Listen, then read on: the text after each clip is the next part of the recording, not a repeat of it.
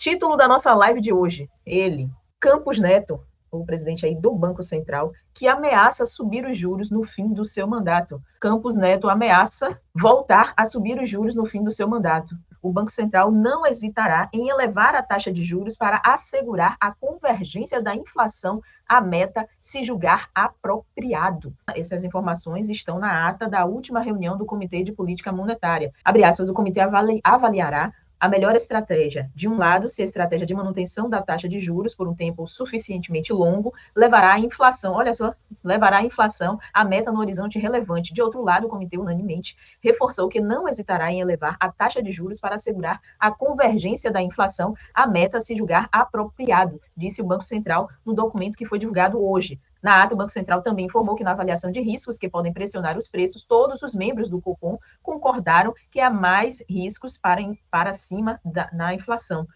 Na última quarta-feira, o Copom decidiu manter a Selic em 10,5% ao ano, em decisão unânime de sua diretoria, e pediu cautela ainda maior na política monetária, avaliando também que a percepção dos agentes econômicos sobre o cenário fiscal tem impactado preços de ativo e expectativas de mercado. Outra figura que tem se destacado muito nessa questão empresarial é o Geraldo Alckmin, né? Ontem participou de um evento aí da siderurgia, defendendo medidas governamentais para ampliar a competitividade do aço brasileiro. O Alckmin realmente incorporou a agenda do desenvolvimento do governo Lula, né? E também tem protestado bastante contra a taxa de juros do Roberto Campos Neto.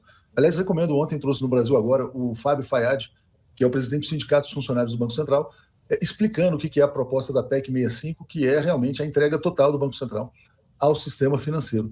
Então está aí o Alckmin fazendo também uma boa dobradinha com o Lula, Aquiles. Vice-presidente Geraldo Alckmin, que também é ministro do Desenvolvimento, né?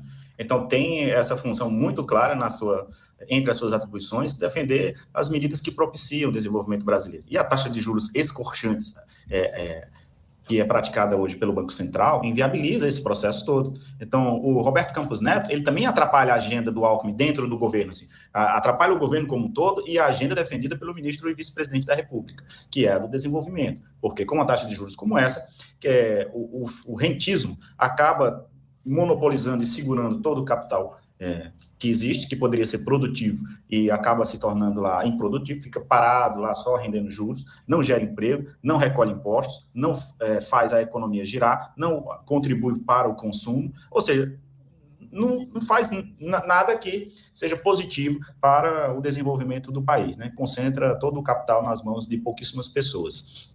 Eu fico feliz ao ver esse uníssono do governo brasileiro contra a taxa de juros, né? É uma coisa que ficou desassociada, essa autonomia do Banco Central, porque o mercado financeiro colocou uma estaca, é como se fosse uma base militar dos Estados Unidos em pleno território brasileiro, ou uma instituição diferente dentro de um governo que defende medidas em outra direção, né? Eu estou curioso para saber, não agora em 2026, mas em 2030, que é, no mínimo, se fosse o inverso, sabe? Um presidente do Banco Central indicado por um governo progressista atuando num governo liberal, se haveria toda esse antagonismo que existe hoje, porque o capital ganha, mas é basicamente também uma disputa política que existe aí, utilizando o nosso dinheiro como moeda de troca, como instrumento de luta, porque 850 bilhões de dólares para pagar serviço da dívida não é brincadeira para você usar isso como disputa política, né? E não há nada que possa se fazer contra essa posição, contra o presidente do Banco Central, primeiro porque já está acabando o mandato dele, e segundo porque mesmo que o governo quisesse retirá-lo, faltam forças políticas para isso.